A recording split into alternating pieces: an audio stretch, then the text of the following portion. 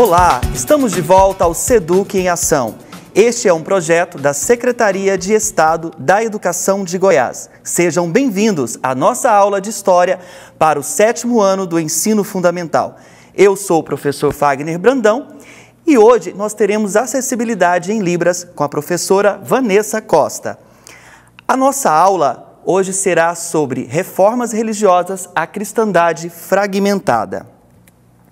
Bom, quando nós falamos de reformas religiosas, nós estamos falando também das reformas protestantes, conforme vem nos livros didáticos de vocês. Qual é o conceito de reforma? Todos vocês já devem ter visto alguma reforma na casa de vocês. Quando é feito algum tipo de reparo na parede, mantendo o alicerce, as colunas principais, mas não é construindo a nova casa. Assim era o conceito das reformas religiosas também. Os reformadores não queriam criar novas denominações religiosas, e sim tinham a ideia de reformar a igreja existente na Europa, naquele tempo, no século XVI, no início da Idade Moderna, a Igreja de Roma, ou, como conhecida a partir do século XVI, a Igreja Católica. A Igreja de Roma era a maior autoridade da Europa. Em sua organização, em sua estrutura, a autoridade do Papa impunha-se como maior autoridade religiosa e maior autoridade política. Para se ter um exemplo, os reis daquela época eram indicados pelo Papa. Naquele tempo, conforme esta imagem, era o Papa Leão X, no período do século XVI, início da Idade Moderna, tempo da Reforma Protestante. Mas muitos reis, políticos, sacerdotes e até mesmo a sociedade começou a questionar as posições que a igreja ocupava. E aí nós vamos encontrar os principais reformadores religiosos. Nós temos aqui alguns deles, João Wycliffe, Martinho Lutero, João Calvino, e nós vamos conhecer um pouco deles. Antes do século XVI, existiram os pré-reformadores. No século XII, nós temos os valdenses. Os valdenses foi um movimento que criticou a autoridade da igreja, a autoridade do Papa, fizeram votos de pobreza, mas não tiveram muito êxito.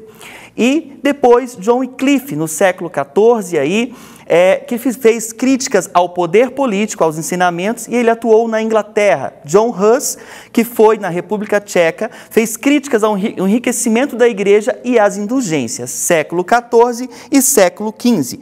E aí nós vamos para o principal reformador, entre os 4 principais reformadores neste período, que é Martinho Lutero.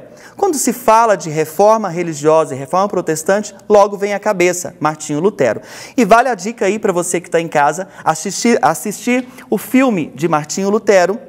Nós temos vários filmes a respeito de Lutero, mas tem um já lançado no século XXI, agora, recente, que dá para vocês assistirem e entenderem melhor essa história. Lutero atuou na Alemanha, era um monge católico, um monge agostiniano, teólogo, chegou a ter o título de doutor em teologia e propôs a reforma dentro do catolicismo.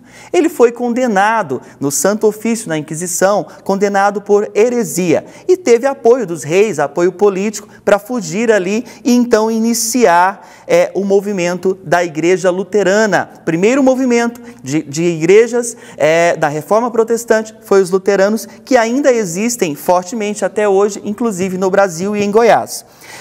Lutero foi conhecido pelos cinco solas, o seu principal pensamento, que diz somente a fé, somente a Escritura, somente a Cristo, somente a graça e glória, somente a Deus. Lutero elaborou 95 teses, conforme esta imagem aqui, e fixou na porta da catedral principal na Alemanha.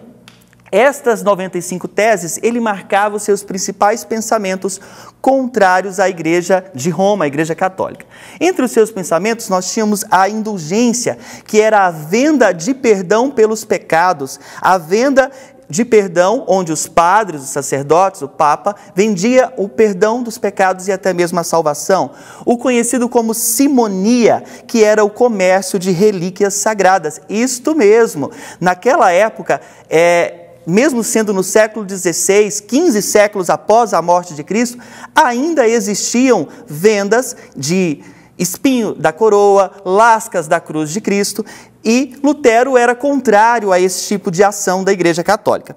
E uma das principais ações da Reforma Protestante que Lutero encabeçou foi a tradução das Escrituras da Bíblia Sagrada para todas as línguas. Até o século XVI, as Bíblias eram somente no latim, no poder exclusivo da Igreja de Roma. E as missas também eram rezadas em latim. Lutero era contrário a esse movimento e ele queria que as Bíblias fossem traduzidas. A igreja não foi a favor até o momento da Reforma. Lutero foi o primeiro a traduzir a Bíblia na linguagem alemã. Ele também defendia a fé que deveria ser simplificada e aproximar mais a igreja das pessoas, porque existiam muitos sacramentos na Igreja Católica que dificultavam a fé das pessoas. E ele defendia que o culto, as missas, as celebrações, deveriam ser centradas unicamente na figura de Deus, Criador do universo, e não na figura dos santos, que eram os mediadores entre Deus e o homem, que a Igreja Católica sempre colocou. Lutero, nessas 95 teses, também defendeu a salvação unicamente pela fé e não pela Igreja Católica, como era colocado no século XVI e ainda é até hoje. Salvação pela fé e também pela Igreja, o segmento dos dogmas ali. O segundo reformador foi João Calvino. João Calvino era francês, teólogo e escritor, católico também. Foi responsável pela reforma em Genebra, na Suíça, teve influências do período do humanismo, um período onde o homem era o centro do universo, e também influências de Martinho Lutero. O movimento calvinista foi conhecido em diversas regiões com nomes diferentes. O que nós podemos destacar aqui na Escócia, os presbiterianos que existem fortes no Brasil e também em Goiás. As principais ideias de João Calvino foi a salvação unicamente pela fé e não pela igreja, a predestinação, a eleição de Deus para que as pessoas fossem salvas e outras não. Todo homem era pecador por natureza, então necessitava de Deus, Criador, e de Cristo, e que o culto religioso também deveria ser de forma mais simples, em local mais simples e sem as imagens dos santos. O terceiro reformador foi Henrique VIII, rei da Inglaterra, e o seu principal motivo para a reforma era a sucessão do seu trono. Ele queria ter um filho homem para ser o seu herdeiro. A Igreja Católica e o Papa da época não aceitou a permissão do divórcio do Henrique VIII, ele aproveitou o momento então que acontecia de reformas religiosas, rompeu a Igreja da Inglaterra com o Papa e com a Igreja Católica, fundou então a Igreja Anglicana, ou também conhecida como Igreja Inglesa. Aqui está o rei Henrique VIII. E quando ele fundou a Igreja Anglicana, ele permitiu o divórcio e o recasamento. Ele teve 6 esposas, até ele conseguir ter, com a última esposa, o seu filho homem para ser herdeiro de seu trono. E por último, nós temos Zwinglio, que foi um padre católico, e atuou em Zurique, na Suíça. Ele foi responsável por difundir o protestantismo na Suíça. Ele não chegou a fundar nenhum tipo de denominação, mas ele influenciou o avanço do movimento calvinista, seguidores de João Calvino, e o avanço das igrejas reformadas suíças. Entre seus principais pensamentos, Zwinglio defendia que a Escritura, a Bíblia, era superior em autoridade à autoridade dos sacerdotes e até mesmo do Papa. Ele defendia a predestinação em concordância com Calvino e a salvação unicamente pela fé e não pela Igreja Católica, como Lutero defendia. E Zwinglio tinha um diferencial de defender ele era contrário ao celibato, que é aquela decisão, aquela escolha de ser sacerdote e não se casar em prol da obra ali da igreja. E ele também era contrário à confissão para os padres e papa, para que tivesse a absolvição. A Igreja Católica, em 1542, faz o Concílio de Trento, conforme essa imagem aqui, uma imagem do Concílio de Trento, que aconteceu para formular, oficializar medidas que controlassem o avanço da expansão do protestantismo, das reformas religiosas e conseguir mais fiéis para a Igreja Católica. Entre essas ações, ele criou a Companhia de Jesus, os chamados jesuítas, que nós vamos perceber que na descoberta do Brasil, os jesuítas foram responsáveis pela catequização dos índios, e esse era o principal objetivo dos jesuítas.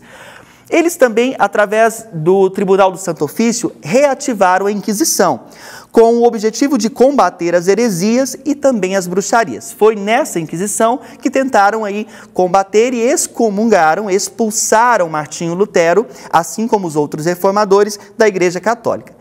Nessa Contra-Reforma foi criado o Index, um conjunto de livros proibidos para a Igreja Católica. Esse index eram livros que os católicos jamais poderiam ler. Obviamente, os livros aí escritos dos reformadores também.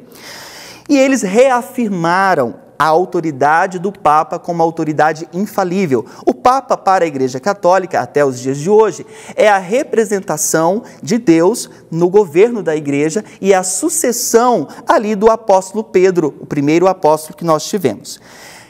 A Contra-Reforma vai criar a Vulgata, uma versão oficial da Bíblia Sagrada. Todas as outras versões que surgissem, inclusive a de Lutero, na versão alemã, se tornava, então, não mais oficial. E eles vão, até que, enfim, proibir a venda de indulgências, a venda de perdão pelos pecados, e proibir a simonia, a venda daquelas relíquias. Então, a Igreja Católica, ela vai se posicionar. Aqui nós temos a foto do Concílio de Trento, e nós temos aqui uma imagem dos jesuítas catequizando, então, os índios, assim como foi no Brasil e em vários lugares que nós podemos perceber na América. Bom, hoje nós aprendemos sobre as principais reformas religiosas. Nós vimos, então, o que aconteceu no século XVI, na Idade Moderna, conhecemos os principais reformadores e também os pré-reformadores e percebemos a ação da Igreja Católica na Contra-Reforma. Por hoje é só. Amanhã nós teremos aula de matemática e língua inglesa para o 8º ano. E lembre-se que esta aula ficará disponível logo mais no YouTube da Seduc Goiás e YouTube TBC Goiânia. Este e outros conteúdos também estarão disponíveis no portal NetEscola da Seduc. Obrigado a todos, um beijão e até a próxima aula.